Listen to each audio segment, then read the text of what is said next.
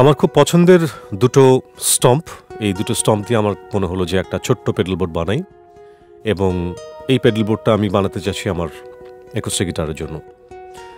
খুব সহজ, খুব সিম্পল ওয়েতে এই পেডেল বোর্ডটা বানাতে চাচ্ছি, এবং আমার মনে হলো যে পুরো প্রসেসটার সাথে যদি আপনাদেরকে ইনভলভ করা যায় তাহলে আমারও ভালো লাগতো। তো সেই ভাবনা থেকেই আচমকা এই ভিডিওটা বানানো।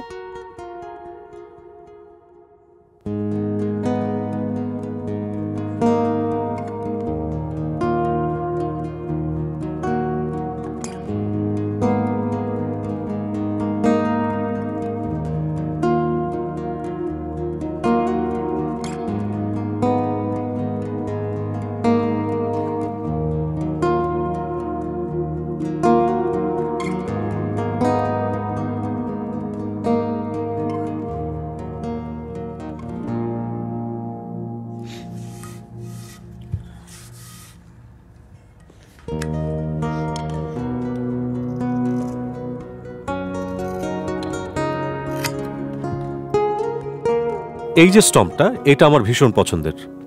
এটি হচ্ছে কোল্ড বার্স্ট, স্ট্রাইমন কোম্পানির। মূলত এটি একটি রিভার্ব। এটার 3টা পজিশন আছে। প্রথম পজিশনে ও একটা রিভার্ব দিবে, সেই রিভার্বটা বেশ লম্বা। সেকেন্ড যে পজিশন, এই পজিশনে ও আমাদেরকে দিচ্ছে এক ধরনের শিমার টাইপের ইফেক্ট। আর থার্ড যে পজিশনটা, সেটা হচ্ছে, এটাকে ওরা বলছে আনসাম্বল। একটু ভায়োলিনিশ একটা টোন এটার সাথে অ্যাড হয় আমার মেইন টোনের সাথে। আমার মনে হয় যে এটা শুনতে ভালোই লাগে। আমরা একটু পরে ডেমনস্ট্রেশন দেখব।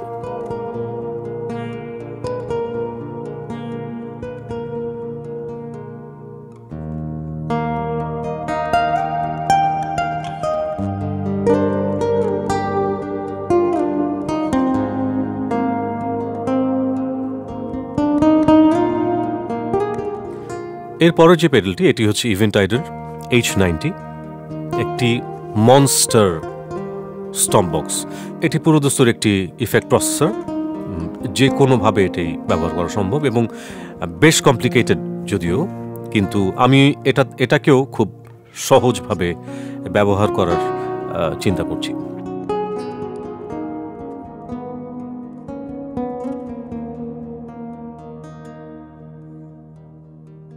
যেটি এখন দেখতে পাচ্ছি, এটি হচ্ছে বসের একটি ইকুয়ালাইজার, 7 ব্যান্ডের একটি ইকুয়ালাইজার, এবং আমি মনে করি যে কোনো অ্যাকুস্টিক গিটারিস্টের জন্য তার সামনে একটা গ্রাফিক ইকুয়ালাইজার থাকা ভীষণ ভীষণ জরুরি। কারণ স্টেজে আমরা অ্যাকুস্টিক গিটার নিয়ে অনেক ধরনের সমস্যায় পড়ি, অনেক ধরনের সিচুয়েশন তৈরি হয়। তো সেই ক্ষেত্রে যদি একটা ইকিউ থাকে হাতের কাছে, অনেক সমস্যা খুব দ্রুত সলভ করে ফেলা যায়। তো এই হচ্ছে মোটামুটি আমার খুব সহজ একটি পেডেল বোর্ড। ইকিউ থেকে যাচ্ছে H90-তে, H90 থেকে যাচ্ছে ক্লাউড বার্স্টে, এবং ক্লাউড বার্স্ট থেকে চলে যাচ্ছে আমার সিস্টেমে।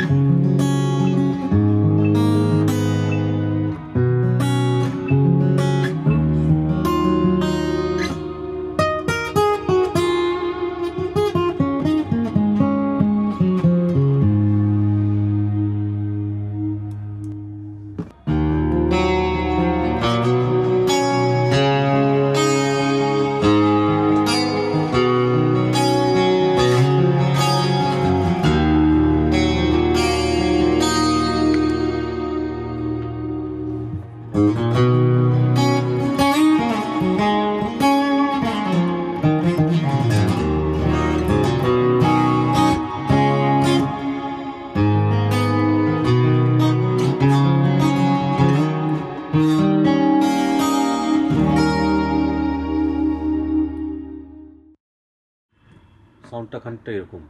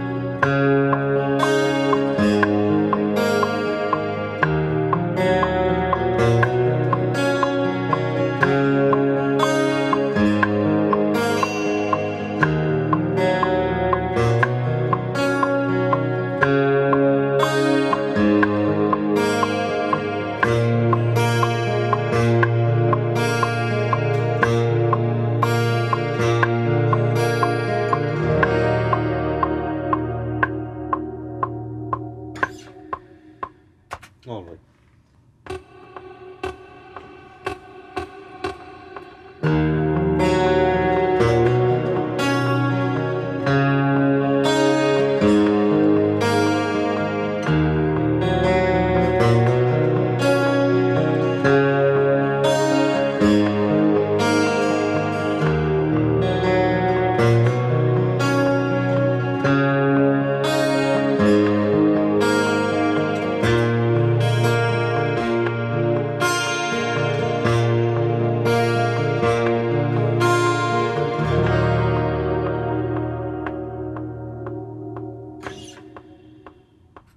ওকে, এবার আমরা এটার সাথে কিছু একটা বাজাই, একদমই র্যান্ডম, সো কোনো কিছু প্ল্যান করা নাই, আমরা আনসাম্বলে নিয়ে যাই, দেখি কি হয়।